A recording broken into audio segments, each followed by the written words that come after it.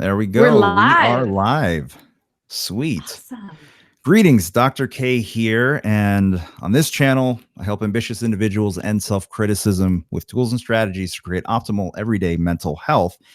And this video is actually a live stream. I've got Anette De La Rosa. We're doing a conversation here on self doubt and turning that into your superpower. So let me quickly introduce her. Annette is a women's empowerment and mindset coach and a leading expert in the field of health, fitness, and personal development. She helps ambitious women step into their power, discover their passion and purpose, and share their gifts with the world through her coaching program, Design Your Life, and her yearly live event, the Manifest Vision Boarding event. She's an advocate for the law of attraction through her coaching work and lives according to her conviction that we all are powerful beings and can create the life that we love. At the start of her health and fitness coaching career, she won multiple fitness competitions and earned her professional title in the IFBB, International Federation of Bodybuilding. Today, Annette has expanded her vision to help women go beyond their bodies to transform and design their entire life into one that they absolutely love through her coaching programs, live workshops, and events. I'd like to welcome Annette De La Rosa. Thank you for having me on. I'm so excited to be here. As am I. So I read your background a little bit, but what would you say you're all about? So nowadays, I have transitioned a few times in this lifetime in terms of what I do, but who I am, of course, has transitioned, but deep down, I've always been the same person, and I've just uncovered different parts of myself to step into who I truly am. So today, I actually help ambitious women, like you said in my intro, I help women really find out what their passion and their purpose is, and I help them take inspired action to making it a reality. So, of course, in order to do that, a lot of the work is gaining more confidence with who we are as individuals. So I really help take women from a place of maybe uncertainty, of not being super fulfilled with what they're doing, to having complete clarity and knowing exactly what vision and path they're on so that they can take the inspired action needed daily to step into their purpose. Amazing. Clarity. That's a very powerful word. And it's something that has really come into my life in the last few months. And I'd love to know, how do you generally coach somebody through that process of finding clarity for themselves? So, two major things need to happen in order to have any clarity. And the first one is that you have to really get to know yourself. You have to really, I take people through a process of learning what their zone of genius is. And with that, is what do you love? Like, what do you actually enjoy doing on a daily basis? What are your strengths? What are some things that you want to be great at? And how can we combine all of those things and package them in a perfect way to serve other human beings? So in short, that's how you start the clarity process. But until you take some form of action, I really believe that action produces clarity. So you can have clarity in your mind of what you want to do, but until you actually take action and try it on for size, you won't know for sure if that is the path that you want to stay on. So those are two things. And of course, there's many other layers in between those two, but those are the two major things. So that's why, with women, especially in my program, Design Your Life, I really take them through a process of getting to know themselves. I think that that's the most important thing that we could do in this lifetime, is getting to know who you truly are at your core. I'm not talking about all of these things that make up our body or anything outside of ourselves, but who you are deep at your core, learning to trust yourself, learning to tap into your intuition. And then from there, we can take action towards the things that light us up inside. And again, try it on for size and see if that's something that you want to continue on the path of pursuing, right? Yeah, that's so apt that you said trying it on for size, because I remember when I was just a few years ago, we did a podcast literally minutes before this, which I'm excited for that to come out when I told my story. But back in my days on Wall Street, I was looking for that career change. Like, what is that next step in the evolution of who I am? What does that look like? And I had this thing, what is my calling? right? And now I Mhm. truly believe that you have to try a few things and You then have to. figure out what that calling is. It doesn't necessarily just fall into your lap. So I love that you said that it was really about taking action and that action produces the clarity. It really does, because it's similar to you, Dr. K. In my past, I've done a lot of things that where I was following my passion, yet when I was in the exact position of, whatever I thought was my purpose, I deep down, because I learned to trust my intuition, deep down, I knew it wasn't the thing. So I knew that that wasn't going to be the end all be all, but I knew that it was an important step in my evolution to eventually kind of gain more clarity to what I really wanted to do. So I had to really dive into all of these different jobs and different, businesses in order to really find what it is that lights me up.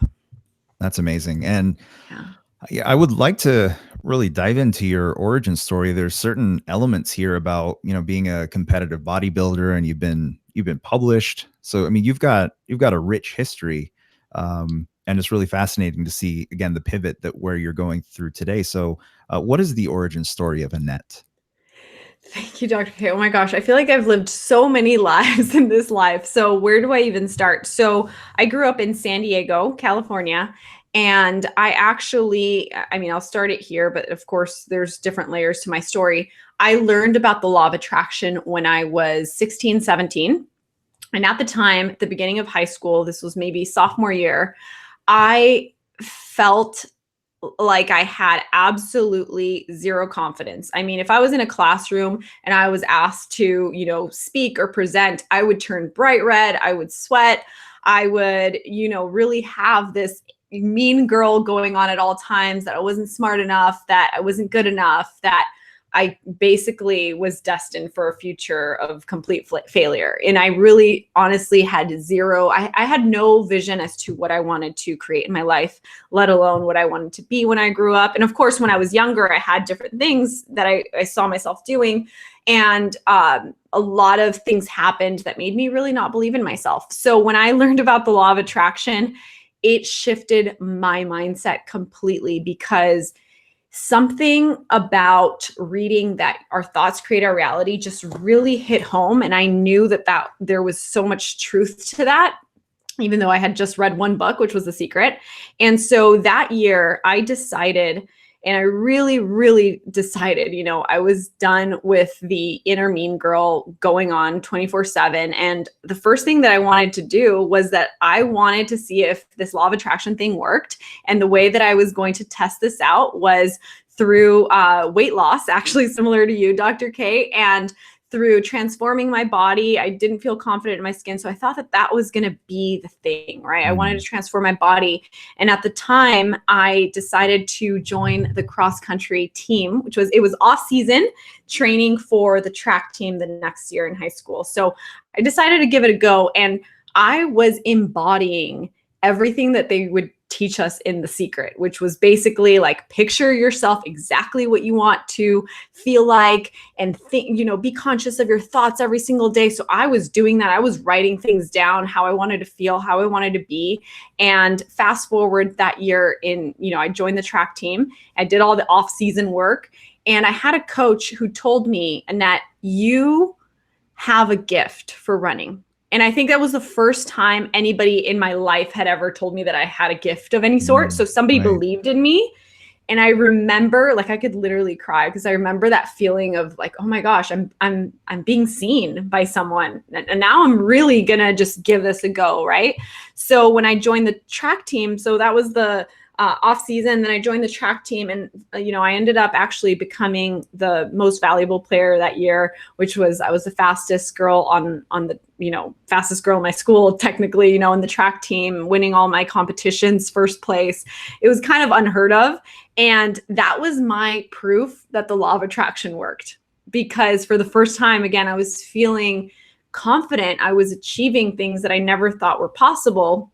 And so that got me into believing in myself a bit more. And of course, I've gone through a lot of different rock bottom moments in my life, but I've always gone back to the law of attraction. And so fast forward, when I actually chose to get into bodybuilding, I had already developed this belief that I was really competitive and I was really good at being competitive. So because my first accomplishment that I really felt was a true accomplishment was winning in track and field, I chose to, before getting into bodybuilding, I got into long distance running, and I would compete in half marathons. And so sports became my thing, right? Sports became what I really thought that I was really good at, right? And so I pursued, getting on stage, competing in bodybuilding at the time, and I won all the competitions that I told myself I would win, and I eventually won my pro card. So I could dive into all of that, but I don't want to get too off track. My thing though became that anything that I choose to pursue, I know that I'm capable of because I believed in the law of attraction. So although in other areas of my life, it was harder to, manifest things, when it came down to sports, I had that down because I had the proof. I had already done it.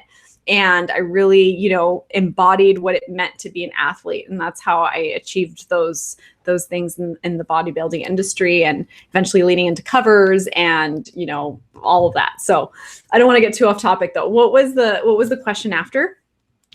Yeah. So really just the origin story of how you came to really teach what you enjoy teaching right now.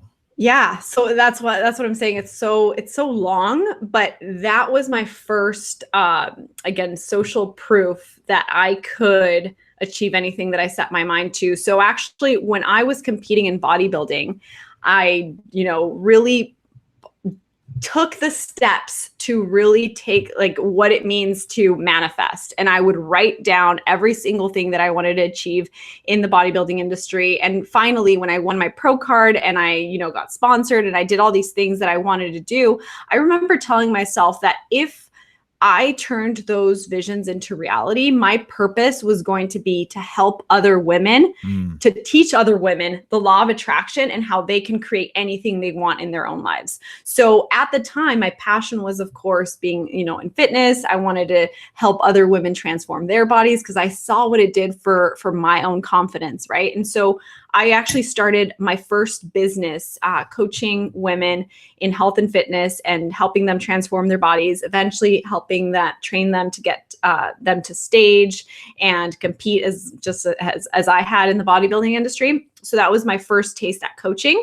And I knew that was what filled me up the most, was coaching other women. And after I went through a lot of challenges with my own weight once I finished my competing career, I realized that although fitness had completely transformed my life, there had to be more, because I realized that yes, it had helped me gain a little bit more confidence. Really accomplishing things had made me gain a little bit more confidence, but it wasn't truly what was making me happy, right? I realized I went through a spiritual awakening, as some people call it. I don't necessarily love to label it as anything, but I went through this phase where I recognized that I was so much more than my body. And at the time I was coaching so many women on transforming their bodies, and I was getting the feedback from them that there was still something missing. Like they weren't completely happy. And, once upon a time, I thought having the perfect body and looking great and getting, outside recognition, winning competitions, I thought that was going to fill me up. And then I also thought that helping other women achieve that was going to help fill them up, but there was more. And so long story short, and we can dive into this subject for a long time. I did go through an awkward period of, rock bottom moments, but also I went through a phase where even though I was having my own business, coaching women, I knew that I wanted to do more, and I didn't know what that would look like. And I did go through a phase of having no clarity at all as to what was next for me, and feeling like a complete failure because I had put all my focus for years on fitness. And yes, I had a lot of knowledge when it came to fitness and health and nutrition and everything like that. But I felt like if that wasn't my path, what else was I going to do? Because I didn't feel like I had any other education that was really worth pursuing in any other areas. So that got me into personal development. Really just the reason I got into personal development even more, even though I was already into the law of attraction, was I wanted to really find out what my purpose was. And so eventually I hired a coach, and she helped really unpack it all for me and, do the inner work, and it transformed my life completely. And for the first time, I realized that what she was helping me with, which was really sorting out my life and designing my life, I wanted to help other women with, because I saw immediately the difference it made in my life. And it really gave me internal confidence, which before I think I had more exterior confidence, but not necessarily, like, deep down, I was still, having so much self-doubt in other areas. So I hope that answers, but yeah, that's really what started. And this was just 2 years ago, you guys. This wasn't like, oh my gosh, I've known my purpose for 10 years. No, again, action produces or creates clarity. I had to go through all of those things to eventually lead me to where I am and to wanting to help women find their purpose, because I went through those years of having no clarity at all to what my purpose was. And I know how painful that was. So I hope that answers your question. Yeah, definitely. What's really interesting is your story. You found purpose, at least initially, in the physical transformation and the athletic accomplishments that went with them. And you manifested that, you made that your reality. And what's really interesting is that kind of parallels my story. In when I lost 100 pounds, at first I thought, oh, great, I'm going to teach everybody about, plant-based nutrition and eating raw foods and that sort of thing. And what I realized as I went forward is that was on the surface, but beneath the surface, what I really loved sharing with people was that you don't have to be the way you are. You don't have to be stuck where you are right now. If you want a different life, you can create it. If you want to shift your mindset, if you want to go from where you are psychologically to the person that you want to grow into, that you can do it. And that's the stuff that really got me fired up. But it wasn't clear to me in the beginning. So initially, like you, I was really talking about the surface level, which for you and I, that wasn't the path that we were meant to take. But it's fascinating seeing that parallel. Now, when you mentioned having that body confidence, but you wanted to do more. Now, why don't you just give the audience a little bit of a perspective on how far in you went down that path, at least in terms of, let's say, you built a YouTube channel, you have, a large Instagram following. So why don't you tell us about how much you put into that initial phase of your career? Oh my goodness. I put so much into it. It was, when I commit to something, I'm one of those extreme people where I'm like, I'm going to go all in. So when I was competing, I was living and breathing what it meant to be a professional competitor. I ate exactly what I was supposed to every day. I never went over. I was so controlling when it came down to, the results I was producing with my body, right? And eventually what happened was that when I started going through some hormonal changes. I'll just leave it at that. In 2015, when I decided that I needed to take a break from competing, I had been competing for 3 years straight with no break. And so in 2015, I decided, I'm like, you know what? I need to just give my body a little bit of a break. It's asking me to just stop for a little bit. And so when I made that decision, in 3 months, I gained over 30 pounds. And all of a sudden, I was not posting recent photos on Instagram anymore. I no longer wanted to do any videos because the reality was that I was 30 pounds over. And oh my goodness, what were people going to think of me? Nobody was going to listen to my advice.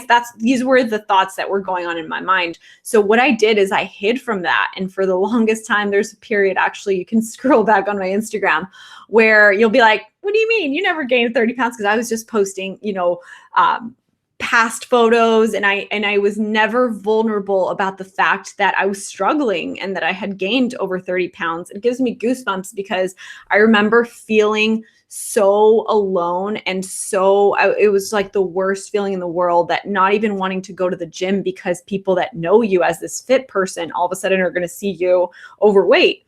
And so what happened was that in that phase, I realized that I was completely letting myself be known for my body. And it felt horrible. I'm like, how is this even happening to me? Like, I put so much of my time into my body. People look up to me, and now I'm overweight, and now nobody wants to hear my advice. So what happened, I actually see that as a positive thing looking back. But of course, in the moment, I was like, this is rock bottom. This is horrible, and I got actually diagnosed with hypothyroidism. So there was nothing I could do to lose weight at that time. I was doing everything I could, and I couldn't. So I had to just surrender. And that for the first time, I realized that I did not want to be known for my body. And so that was really an important transition in my life, because I started thinking of how else can I have a positive impact on women's lives. I know that my purpose is helping women in some way, but I don't want them to feel what I'm feeling. What if somebody goes through a hormonal, imbalance, and all of a sudden is where I'm at, and all of a sudden they have no confidence, even though they thought they had all this body confidence. So for me, that's when I realized that I had body confidence. I didn't have internal confidence, because had I had internal confidence, I could have owned up to it and publicly said, hey, this is what's going on, and I am not my body, and I'm going to take you all through my transition. This is what I did wrong. I deprived myself. I completely messed up my hormones, and I'm going to take you all through the process. But instead, what I did was I hid. So that's how I knew I had body confidence, not internal confidence. And that's what trickled this, new phase in my life, where I wanted to really seek and find true confidence, which came from the spiritual work, the inner work, right. Getting down to the root of what have you gone through in your childhood that has made you ever not feel enough, and really reframing that. So, there's there's 4 steps to change. And the first one is awareness. So I had the awareness. The second one is learning. The third one is disassociation. So realizing that any thoughts that you currently maybe have that come up aren't really you. They're just stored files in your mind from the past. It's not, most of the things aren't reality. They're not really happening. They're just thoughts. And the last one is reframing. So I really had to learn to reframe a lot of those beliefs the internal beliefs that I had. And what happened is that within a year, and, I was told by my doctors that I wouldn't be able to lose weight with this hypothyroidism thing. I completely took the focus away from my body and did internal work and just focused on being happy. And I remember telling, my friends that were going through some of the same stuff, friends that had competed and they were going through some hormonal things. I'm like, the only thing I'm doing differently is that I'm not caring about how to control my exterior. I'm just focusing on the internal work. And your inner world truly creates your outer world. So that is when I really recognized that, that's what made me step into this purpose now. That it's not about what's happening outside of you. It's not even what's happening outside in your body. Most of the time when we're overweight or when we've gained weight, there's just deep inner work that we have to do in order to release that. And that, Dr. K, right? Yeah, absolutely. I mean, there was a time that I thought, hey, I'm going to be getting into helping people lose weight sustainably, keep it off, and really gain health in the process. But what I realized was that, so I lost 100 pounds. And at the end of that journey, somewhere along the way, I noticed in my most private moments, I'd look in the mirror and I just grab a little flab and just say that's not enough. That's not, I mean, like I have skin basically. Yes. And but you couldn't convince me that I was lean at that point, because I hadn't started to really look at, why do I feel the way that I do about myself? And it's incredible what you said about, your work, doing the inner work creates your external reality. And I'd Mhm. like to ask you, because I'm really curious about this right now. You still have your YouTube channel and your Instagram. The content that you used to put out there is still out there, and you've got a pretty sizable following on both those platforms. Obviously, your shift in terms of the audience you're serving has changed, but have you still found that it's, here you are talking about doing the inner work and creating your external reality. Do you find that people are still kind of taking your, yeah, they're listening to you, they're following you, but they're still judging you sometimes based on physical appearance rather than your thoughts and ideas and what you want to share?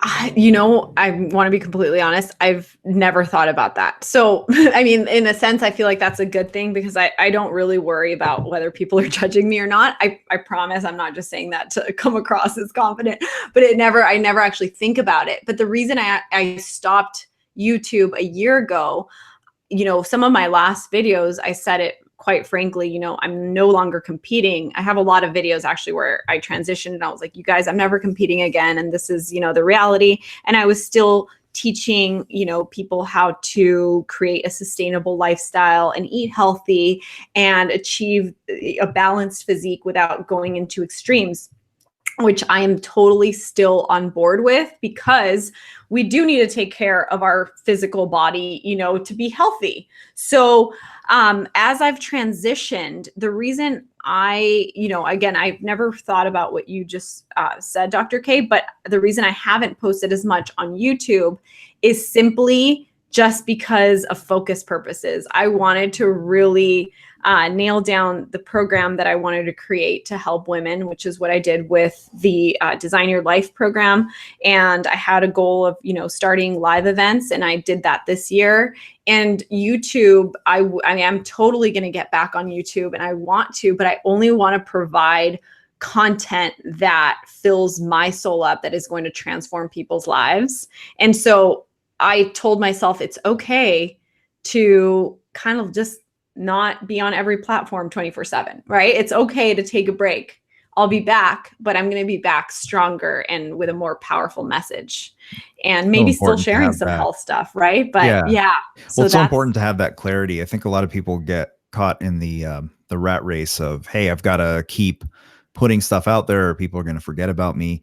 yeah, Yes, you want to be consistent, but at the same time, you want to be consistent with the right purpose. And, yeah, it doesn't mean this message is just for content creators like us. It's really for anybody. If you're an employee, or if you're self-employed, or you run a company, whatever the case may be, having clarity on what your purpose is going to drive your action and keep it consistent. But more importantly than all that, is going to make you feel fulfilled that, hey, you're spending a tremendous amount of time working, right? Don't yeah. you want it to be something that helps serve you so that you can serve others? Exactly. Yeah. And really honoring your where you're at in your life is so important no matter what, and that's something that I've had to learn, because there has been anxiety a little bit with like, oh my gosh, I need to be on every platform 24/7 or people are going to forget about me. But just honoring the fact that you will transition, and your message might change, and the right people will be there. The right people will want to listen. The right people will tune in, even if the size at first is smaller than before.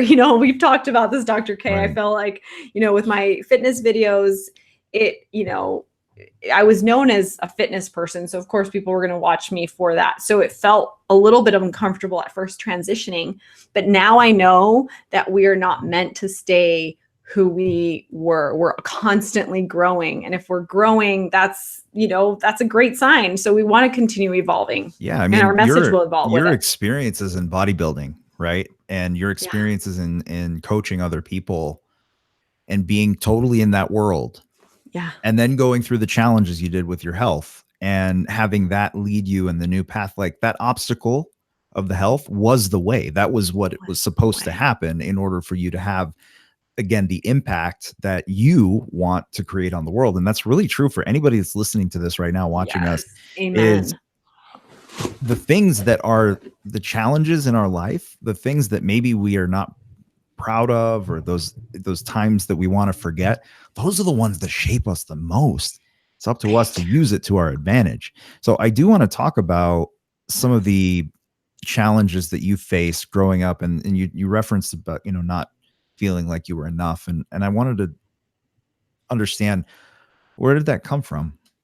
Yeah, I'm open to talking about this. So again, doing the deep inner work will require you to look back at your childhood, because that's where a lot of things have originated. And something that has really helped me is to see every thought that comes up, even like self-doubt thoughts. They're all files that are stored in our mind. They're just there, right? And so what we have to do to clear out the files that don't no longer serve us is to literally go back and, look for the file and then take it out of our mind completely. And so, but first is the awareness around it. So for me, one thing that really stands out for where my not enough story came from originally was that I felt growing up that my brother was always, the good son. Like everybody, I always felt like everybody recognized my brother, and oh my gosh, he's like so evolved and he's so smart. And so he would get all these compliments, and I felt that I never received the same amount of attention as my brother. So it's kind of cute, recognizing it and really unpacking that, because that's where it all started. And is this story true? Did my parents favor my brother? Absolutely not. Now that I've done the work, it's funny how some things can really be stored as deep, limiting beliefs for our entire life when they weren't even true. And they were formed by a child. I mean, this is not a fully developed brain that made this decision that you're not enough. It's the mind just literally the file. child. Yeah. And it was reinforced over the course of time. And it was reinforced. And so what happens a lot, and I talk about this when it comes to manifesting, that if you have a deep belief that you are not enough, you are going to get physical evidence to prove to yourself that you are not enough, even if it's not true. But you are creating that because you are believing that. So every time that, I would do something, and I hate the word try because I coach people to not use that. But in the past, when I felt like I would try certain things and fail, the story would be, oh, it's because I'm not good enough, and I had to totally reframe that and empower myself to realize that I am who I am. I have an amazing strengths. And what I need to do as an individual is work on really refining my strengths and stepping into what I love and what I'm great at and what I want to be great at, and not thinking about the things or not spending time in the areas where I don't really care to be great at, and maybe I don't feel like I'm great at, and it's okay. Like, we don't have to all be great at everything, is what I'm saying, right? And so what has helped me a lot is knowing myself on a deep level, and that's what I teach women, is to know themselves, and that's really what creates confidence, because you need to really know who you are so that you have any kind of clarity in your life. Now, going into the past to really face those limiting beliefs can be scary. Yeah. And a lot of people don't take that step voluntarily. Yeah. What made you take that leap of faith to say, I don't know what this is going to dig up, but I'm going there? Yeah, I think you have to experience, you said this even on the podcast that I just interview on, but it's so true. You need to experience pain to want to create change. You need to experience, you need to get to a point where you're like, okay, I'm done with that story. Where did that come from? So I'm trying to think of when it initiated, but I think just doing personal development work really brings you back to knowing yourself and knowing your limiting beliefs, even that stem from childhood, right? So that's really where it started. And I'm not going to say that I'm totally clear. There's still some thoughts that come up as time goes on. But you just get a lot better at having the awareness of where they come from and knowing that they are just thoughts and you are not your thoughts. And You having the are mechanism, I imagine, having the mechanism. to address them when it comes up so that you don't fall victim to those Exactly. thoughts. Exactly. So you don't fall victim to it. It's almost like you have the maybe self-doubt creep up, but you're just observing it. You're not experiencing it. So there's a difference, right? Whereas maybe before, if you had a thought come up, it would really like cause this emotional thing to occur inside you, whereas now you just observe it and you're just like, oh, that's interesting, and there is deep work you can do, something that you've actually really wanted me or that you've mentioned that you've done that I really want to still do is EMDR. That really, I know, works, and it gets even to the root of things that you may not even have awareness on, right?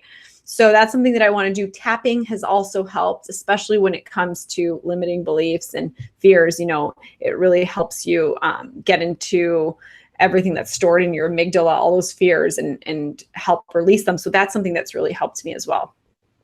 Yeah, absolutely. I think you mentioned I have a EMDR. book right What I there. find is really amazing about EMDR is that we've all had those experiences that, cognitively, so prefrontal cortex, we're Mhm. thinking, analyzing, experiencing emotions a certain way, or rather processing.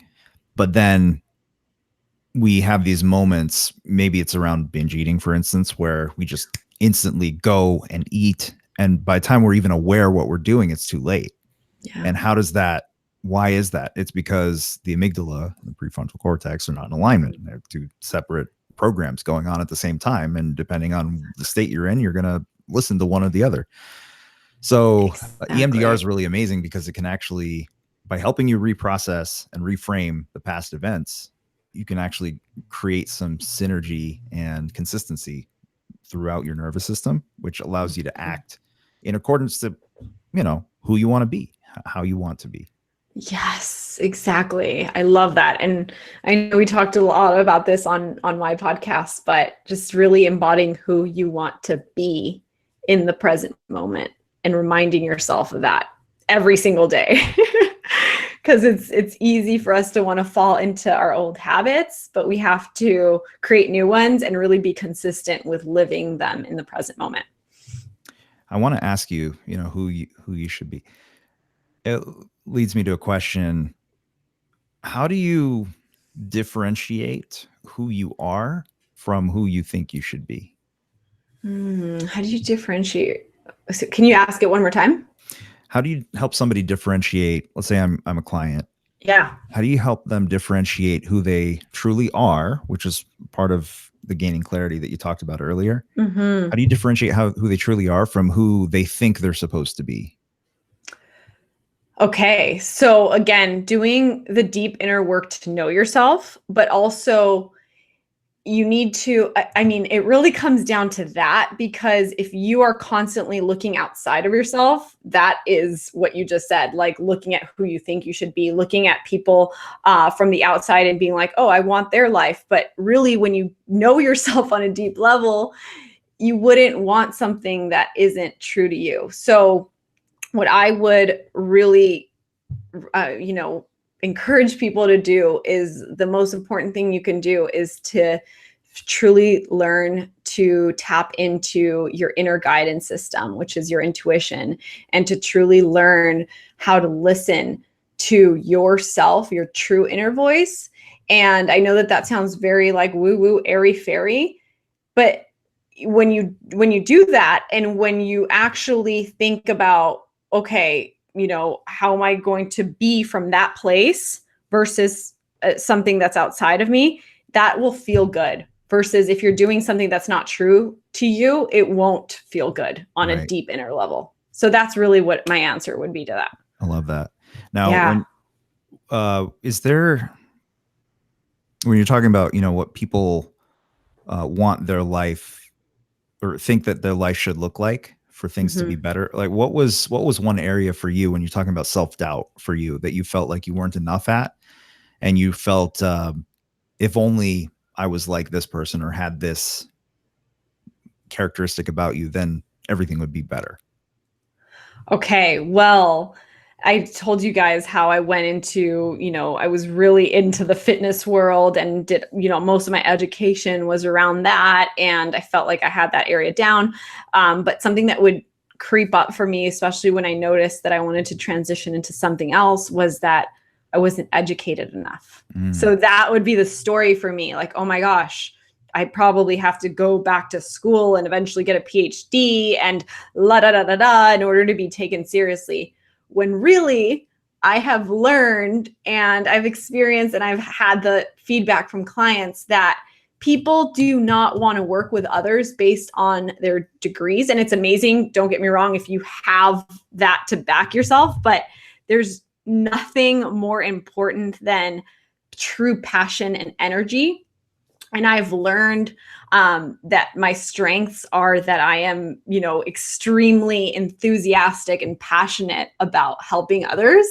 And that gets translated into amazing work and helping others in a deep level, more than maybe me having a PhD or having all of the degrees and not really having that as well. Obviously, if you have both, boom, amazing. But what my story is with that is that no, I to be completely honest, never felt called to that area. I never felt called to going through the 10 years of schooling. I personally never did. Right. So why am I going to resist that and try to be somebody that I'm not in this lifetime when it doesn't feel right? It'd be really fascinating. What's really fascinating about the Mm-hmm. education thing is because we've talked about this, again, on the podcast that'll come out next month. But, you asked me about my educational background. And what's really fascinating to me is that I have a lot of education, right?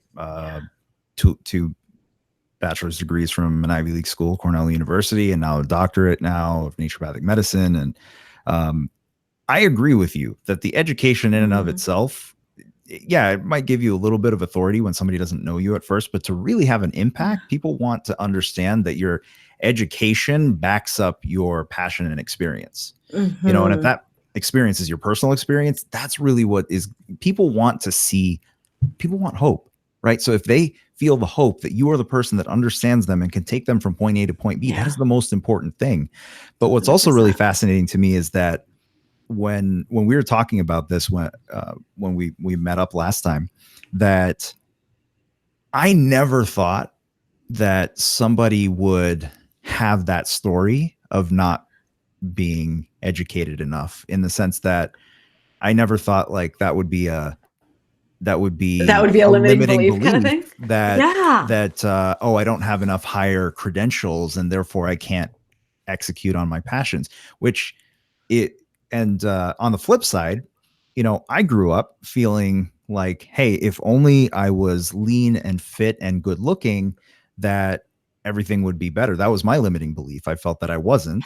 And that if I were to just somehow lose all this weight, then everything would be okay. And then when I did lose all that weight, most of the things were a lot better. My life transformed significantly, but the deep underlying self-criticism wasn't there. So, and it was actually really illuminating to me when I had this conversation with one of my medical school classmates early on. And,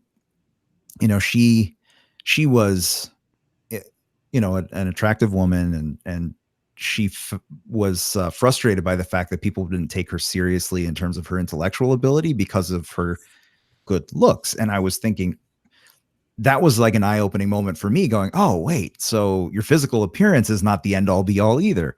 It's so funny how we all have our stories. We all have our stories, and it's just based on how we were raised and the things that we think are holding us back, when the truth is the only thing holding us back is ourselves. Yeah, totally. And remember, actually, when I met you in person, we talked about this briefly, and I told you my side of that story where, in the beginning, especially, I mean, still, if people just compliment me on my looks, I'm like, are you saying that I'm not smart enough? Like, what does that mean? Why are you just telling me that I'm beautiful? And it's almost like we create this story of what somebody's compliment can mean, when really it doesn't mean anything. We're just taking it a certain way based on whatever triggers and past stories we've held on to from, our limiting beliefs, essentially. It's so true. Crazy. And it's, I just, if there's one thing I hope people take away, is that whatever you have, Yeah. somebody else feels like they're not successful because they don't have what you have. Oh, completely. Just like And vice yeah, versa. yeah, and own who you are. Like just own who you are and work on becoming the best version of who you are without, wanting to be somebody you're not. Just own who you are, like who you really are, and become that enhanced version of yourself. Don't get me wrong, keep growing, keep learning, keep expanding. But just really recognize that you're freaking amazing just as you are. That's beautiful. I think that's a fantastic way to land the plane. But I do have one other question. Let's Where do can it. people find you? Yes. So people could find me. I especially hang out a lot on Instagram. So if you go to @Anette De La Rosa, and it's spelled ANETTEDELAROSA. I'm always on IG stories, and I absolutely love that platform. And on YouTube, the same, Anette De La Rosa. And I'm actually really, making it a goal this year to get back on YouTube, especially now that I'm situated with my program, with my events and everything like that. And I really want to be more consistent with YouTube. And I'm starting a podcast, which Dr. K was just on right before this. So he's going to be one of the first interviews on there. And so that's going to be the Manifest Your Life podcast. So make sure to search for that as of June 2nd. And yeah, I look forward to connecting with you all.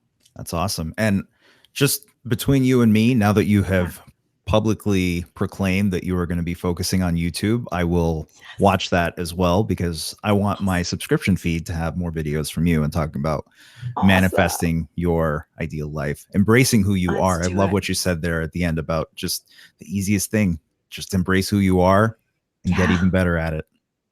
Exactly. And I do want to say one more thing on that is just to really, work on developing your strengths more than you are focusing on highlighting your weaknesses. Like we all have our strengths, like work on developing those, because the world needs people being unique. We don't need carbon copies of like every other person out there. We need your authenticity. So just leave it at that. Absolutely. Absolutely. Thank you so much for having me on, Dr. K. Oh, it's been my pleasure. And I actually just noticed something. If you wouldn't mind answering one more question. Yes, Keith please. Williams here asks, Annette, do you think you learned more from being coached or from coaching others? Ooh. Both, but definitely from coaching others, only because, first of all, as entrepreneurs, I was saying this on my podcast when I was interviewing Dr. K, as entrepreneurs, we tend to teach what something, that really we transformed in our own lives, right? That's what we tend to teach. So I find that whenever I'm coaching women, I tend to see myself in them, almost like an older version of myself. And it's like I'm going back and doing a lot of that inner work with them by teaching them, but I'm really relearning it myself. And so, you really, you learn a lot by teaching others. So I would say that one even more than probably learning from others would be teaching. So if there's anything that you want to learn more, just teach it. Absolutely true. I completely agree with that, Keith. When you understand things on another level, when you teach and have to process it in a way that they will understand. So absolutely teach and you'll learn more. Well, Annette, this has been absolutely fabulous. I think we will more than likely have another conversation with Dr. K episode in the future. Looking forward to it. Let's do it. And you guys are in amazing hands. Keep watching Dr. K's videos. They're amazing. Thank you so much, Dr. K. Thank you. Take care, everyone.